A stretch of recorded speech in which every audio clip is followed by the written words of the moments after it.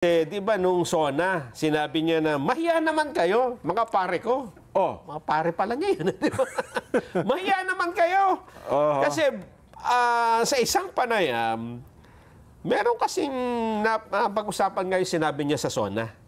Ang sabi niya, kung kayong mga pare ko, mga kaalyado ko, ay involved pa rin sa mga corruption katulad nung sa flood control. Di ba? Muna, wag nyo na akong follow up ito. Kasi nagkaroon naman ng podcast at broadcast ang Pangulong Bongbong noong isang araw bago ato sa malis, ano? Yes. Yan sabi niya, kaalyado ko nga kayo, pero ganyan ang ginagawa nyo. I'm sorry, my love. You're no longer my ally. So itatakwil na niya, hindi na niya magiging kakampi. Galit na tayo. Bay, dapat naman. Siguro, pakinggan natin. Paano ba to inihanay ng Pangulong Bongbong Marcos? Sige nga. Pangulo. Dinadaanan na hirap na dinadanas ng ating mga kababayan. They have to be told who is responsible and somebody has to answer for their suffering. Hindi na kita kaalyado kung ganyan ang ginagawa mo. Ayaw na kitang kaalyado.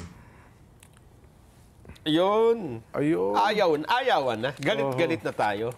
May tama naman, ano Ang problema dyan. Dapat kung kaalyado ka, tulungan mo yung Pangulo para gumanda ang administrasyon. Ang tanong naman ng iba, may matira pa kayang kaalyado ang Pangulo dahil sa sinabi niyang ito? Napaisip din ako.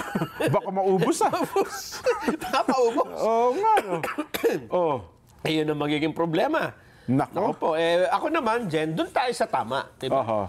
Tama naman yung sinabi ng Pangulo. Hindi po pwede na magkakaalyado tayo sa lahat ng bagay, tapos isasama nyo ako sa